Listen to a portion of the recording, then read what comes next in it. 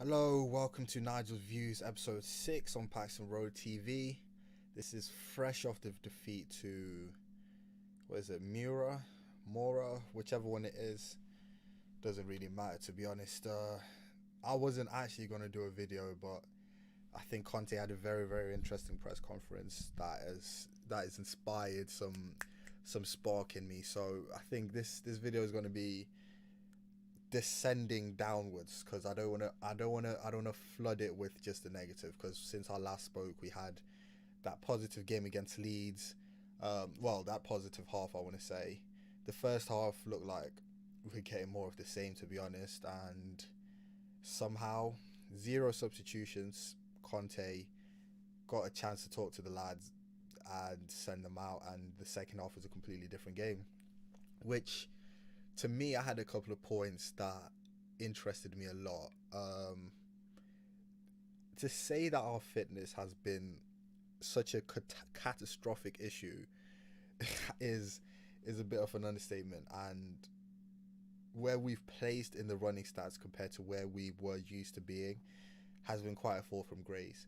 So for me now, hearing that we outran Leeds, which is the golden standard of running in the Premier League nowadays, shocked me because, number one, I thought you weren't fit. Number two, Conte's only been here 3 weeks, is it?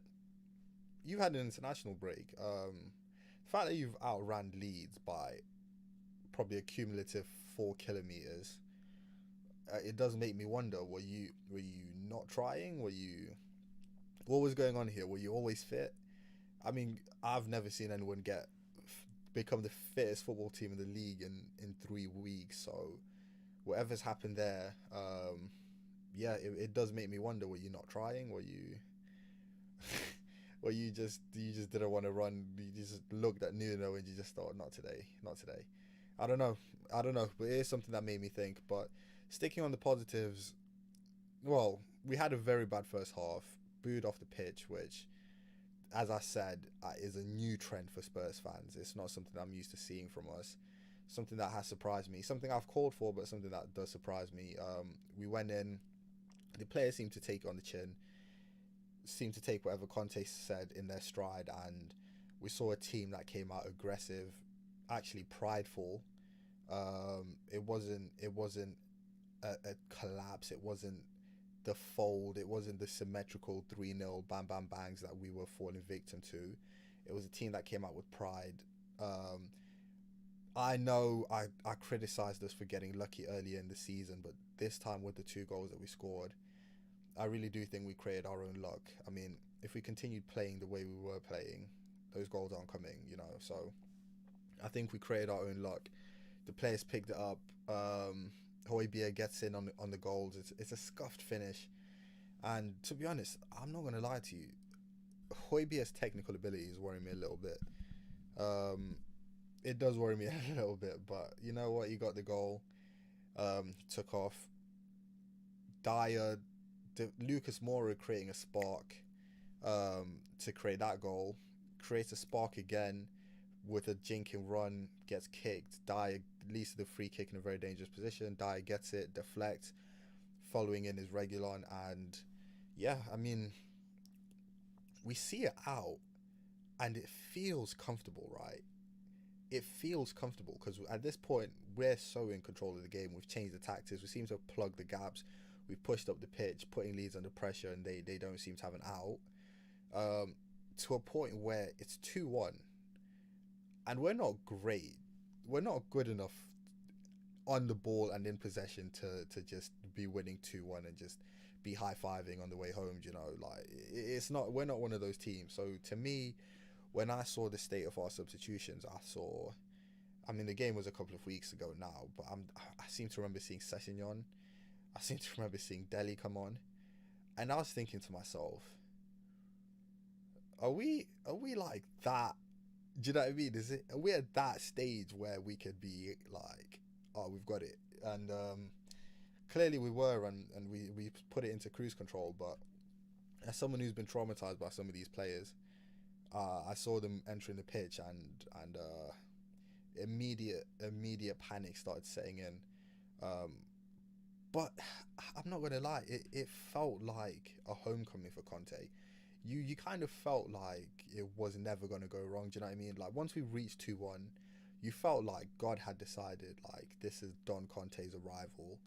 You needed that abysmal first half to have that resurrection in the second half, so that we can be like, oh, Conte. So I don't know why, but it just felt like nothing could go wrong. But I do remember thinking, does he know how bad these players are? Like, does he know? Um, and to be fair, he found out Thursday. He found out Thursday.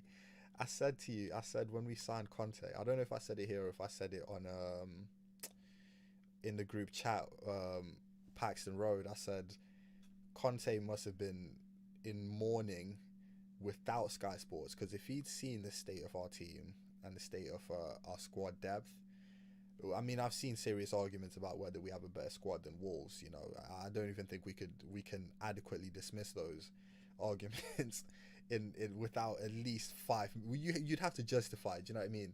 You can't laugh it off anymore. So I was thinking, we've pulled off Conte. I mean, I remember Jose when he came, little tweaks here. I thought surely Conte's not thinking that. And the actual reason I'm here is because after we saw that game from Tottenham against Mura, it solidified the state of our squad. I mean, we have had the discussions before. I know Ask Sid, there was a show, do Tottenham have a squad that's deep enough to field two? There's obviously the controversy about Nuno with the team and the obvious Europa League squad. And I think, to be honest, there's no argument, because the second string team, time and time again, shows themselves why they're a second string team. They just are. Do you know what I mean? They just are. Time and time again, they go out and they embarrass the badge. They embarrass Tottenham in Europe. And for the life of me, I cannot remember a single player that went into that Conference Cup and stamped their authority and said, I belong on the team sheet. I really can't. You know, it's at a point where you're questioning.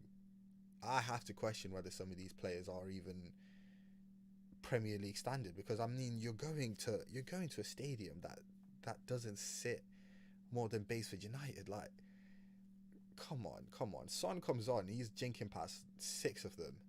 Do you know what I mean? Kane, as bad as he is at the moment, he's jogging around like, looking like I don't even know who to say, like an old Paul Scholes, because he's not fast, but I mean he's good enough to just look leagues above. Some of these players were struggling, and I mean, I've got a list of the players who I feel have shamed themselves, right?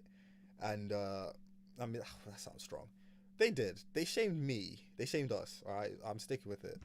So if I go through this, and it's worrying, because as I was thinking of the players who are terrible, it was like, and it wasn't like I was struggling to think of names. Like, I'm actually worried I forgot names. So if I go Lucas, he was horrendous against Mura today. I don't know if there was a conflict of interest here, if he was playing relatives. I really don't, because to be honest, that was the embodiment. This game was the embodiment of everything anyone has ever said bad about Lucas Moura. He embodied, fulfilled, manifested, and what do you even say, materialized all of it in that performance that he put out, turning into dark alleys, just headless running. Yeah, tough watch. Lucas was a tough watch today. As much as I hate to say, it was a tough watch today. Oliver Skip, he battled, but I'm sorry, I saw a championship player, and yeah, I mean, if all I can say was that you battled and you were playing Mura, I saw a championship player. I saw a lot of challenging, a lot of urgency, a lot of passion, and I didn't see a lot of quality, which again I see a championship player, which was sad because I mean dubbed a future captain by Jose, who you question maybe his football acumen at the moment, because I think he probably said the same about McTominay. So I don't know with Skip. I don't want to write him off. Doherty, he has to be written off. Honestly, name one good performance from Doherty. That's all that needs to be said. We couldn't name one in a Spurs shirt. I don't think anyone could. I don't think one exists. And Delhi.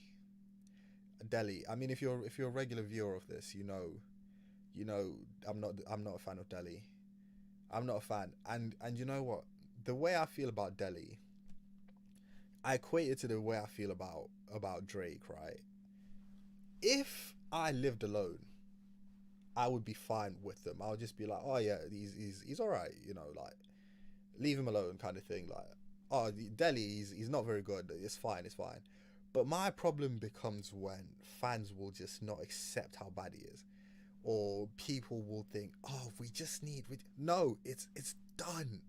Let it go, and it gets to a point where I root against him because I know if he does something good, people are going to come out of the woodworks again like, oh, I knew it, but no, it's done. And I've said, people always say like, oh, that talent doesn't disappear, or class is permanent, blah blah blah, or oh, he clearly has something. It's like he's been worse longer than he's been horrendous longer than he's been good.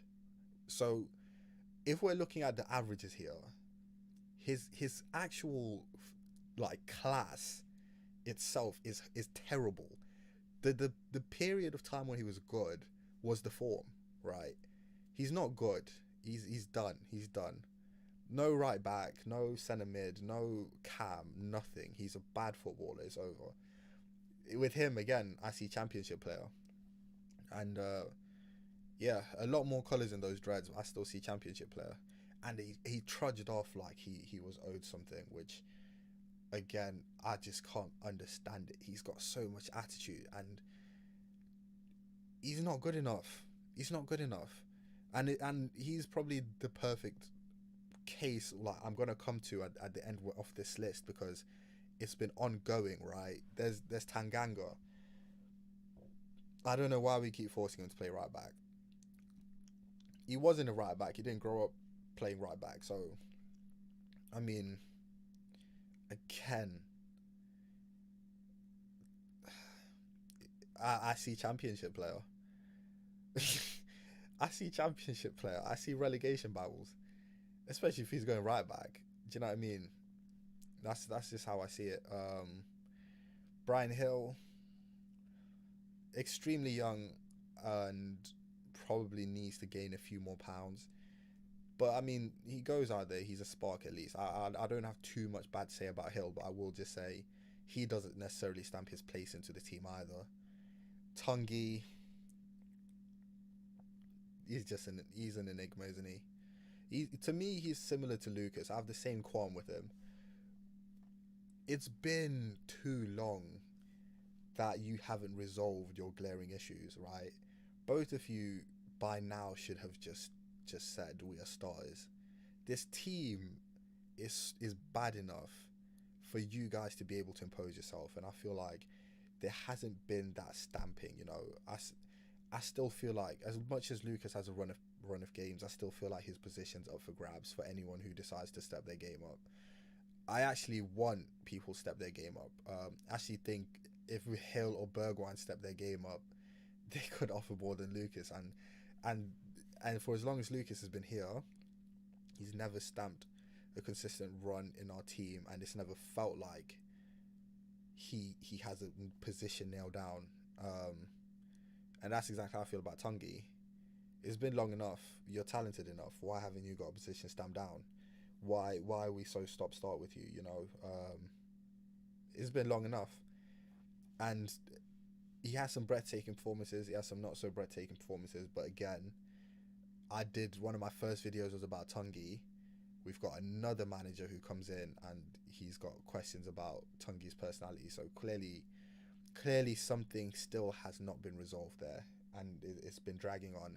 Sanchez, another one that drags on perpetually. To the goal, oh my gosh.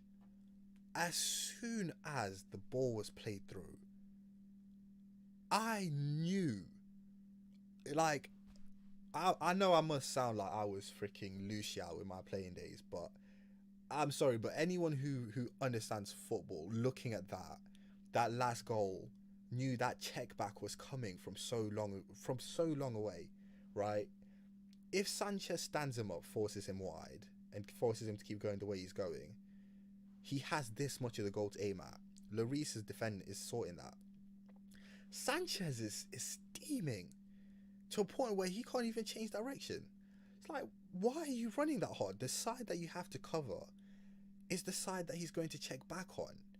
You can't allow him to check back and then have the entirety of the goal to aim at.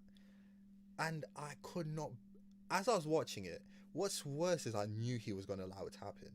That's what's worse. He should.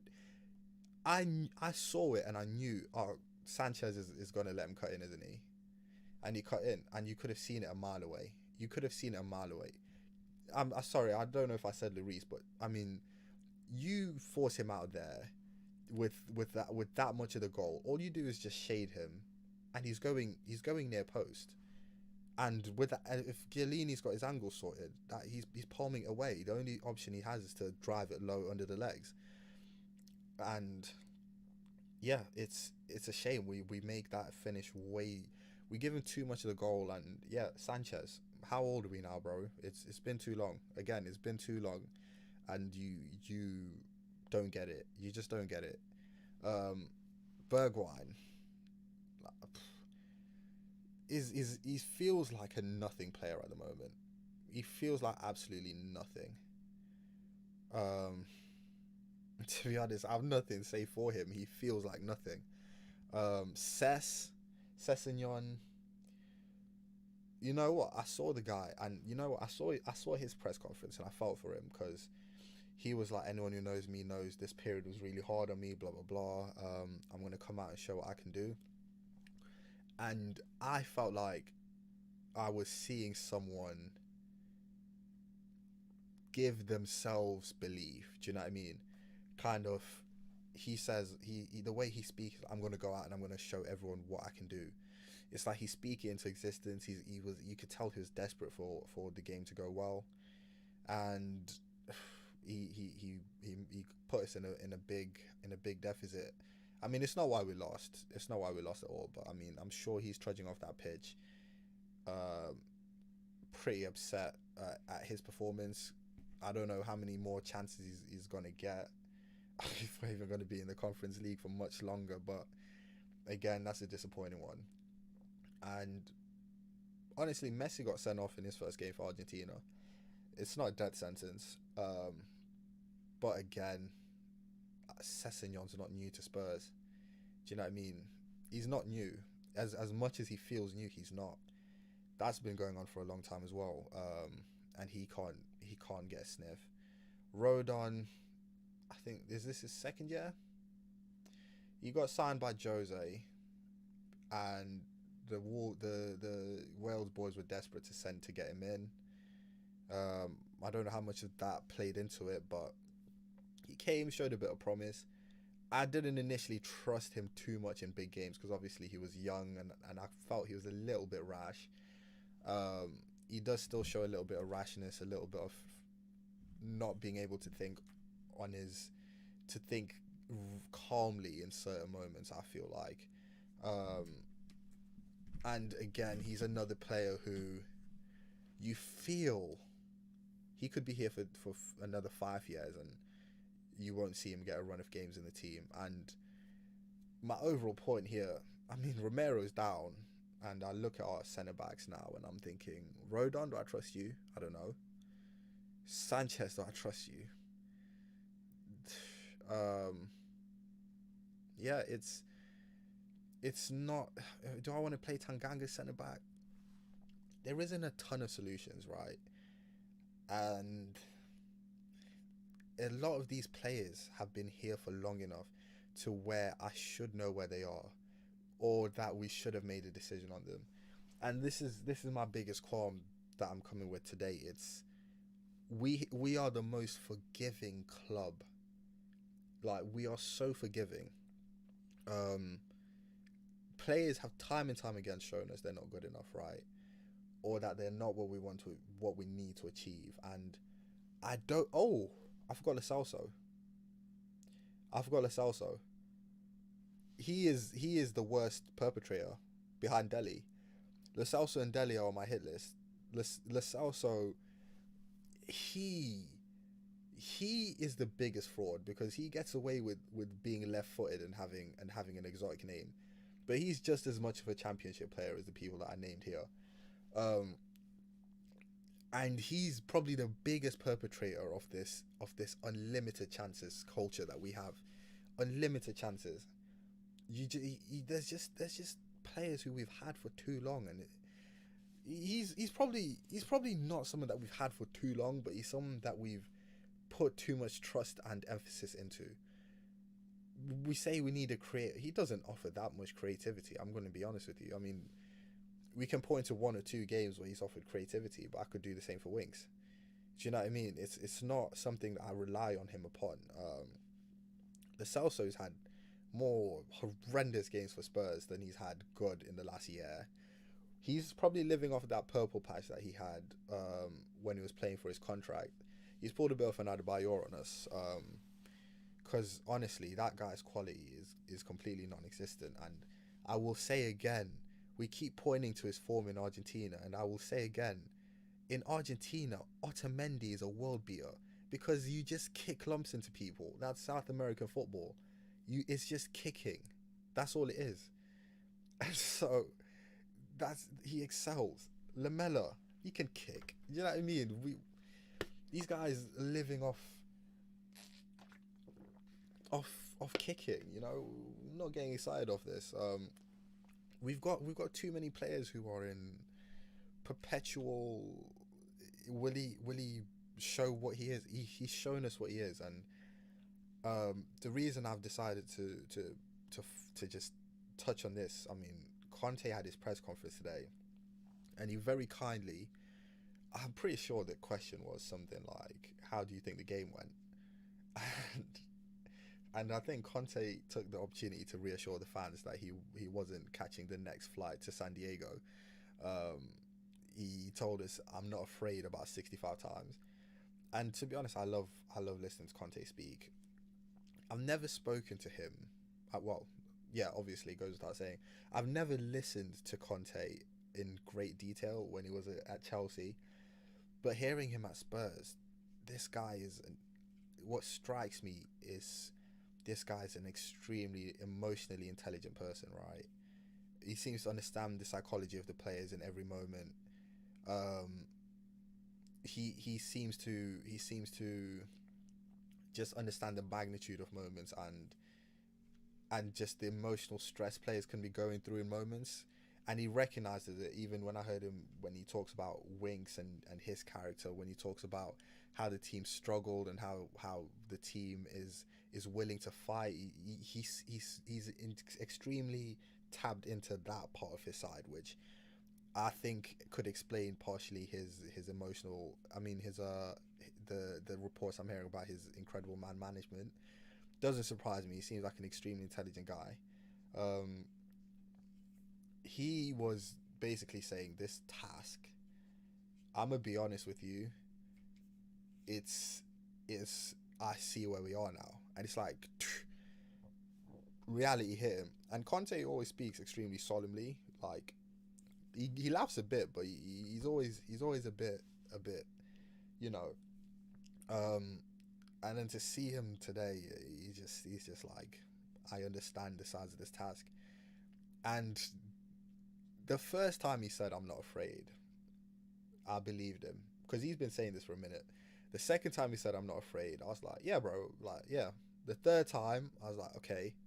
The fourth time, I was like, all right, how bad do you think these players are? Because this guy must have said, I'm not afraid about 65 times. He's like, I'm not a magician. There is a big gap. These other teams, we need time. The fans need to. It's like Conte is just like, good lord, like I think this guy's like seen a timeline. I think he watched this game and he saw a timeline and he was like, 16 players need to go. And he's like, this is going to take X amount of years. And he's just like, good lord, have I got the time for this? I just think the magnitude of the task hit him. And I joked, I said earlier, Conte must not have had Sky Sports. He must not have been watching, because these players, I don't know how they do it, but it's so hard to get a read on them. It's so hard. Like, you can have different thoughts on the same players every time, and I think that's why certain players just keep getting played, because they've shown something. They're Jekyll and Hyde. Like, you can't tell me Lucas is a bad player, right? Because I've seen him not being bad. I understand why he keeps getting chances. You can't tell me Skip's a bad player. Like, I've seen him be good. You can't tell me Jaffet's a bad player. I've seen him be good. So I keep seeing why these players get chances. But if we want to take that next step, this is why I'm extremely unforgiving with defenders, because I feel like I'd rather an average defender who's extremely reliable than a good defender who's unreliable, like an Aurier. I feel like we've got way too many of these players who are Jekyll and Hyde. It's 1 week I'm a world beater, the next week, well, the next 6 I'm terrible. But that 1 week makes us think we can get a tune out of you. And some of these players, we've waited too long. There's no tune. There's either no tune left, or there was never a tune, or it was a case for broken clock, a monkey at a typewriter. There's nothing left of them. So yeah, the Conte press conference, I feel like that was, as we've been saying here on Paxton, that was a notification, you know. Strap your seatbelt in. That was the air hostess coming around saying, excuse me, sir, you might want to, there's a bit of turbulence, because yeah, Conte finally sees it, you know, sees what the fans have been dealing with. And I understand, like, I feel like certain managers like Graham Potter or Brendan Rodgers saw the Tottenham situation and were just like, I don't even know what that is. Do you know what I mean? They looked at it and they just saw booby traps. They saw riddles and just nonsense. I'm not touching that. And I think other managers saw it and thought, oh, like that's a decent squad. You know, they've got blah blah blah blah blah blah, and we've got some names, but they aren't what we assumed, you know. And Conte says himself, the level's not there. I think he almost wanted to say we are Tottenham and we are usually better, but I think he just stopped himself and he just said there's a big gap. And yeah, I think it was very telling. We'll see how this January window goes, because I think this was a crescendo, to be honest. Conte was extremely candid, and the impression I get from him and his coaching staff is they're not going to wait around. You know, they're not gonna. I swear, I said, Davinson Sanchez. Why are we gonna have had a player for God knows how many years, watched him perform week in, week out, every single weekend, see him have one good tournament and believe that he's a new man?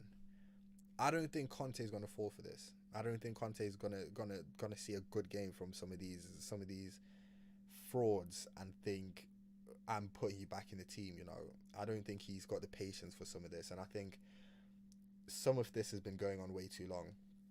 Even within the club, hearing the optimism for Harry Winks, the consistent optimism for Winks and Delhi, and the reluctance to just let go of him it's really worrying. I think there's a lot of sentimentalism that is just holding us back, and it's time to let these players go.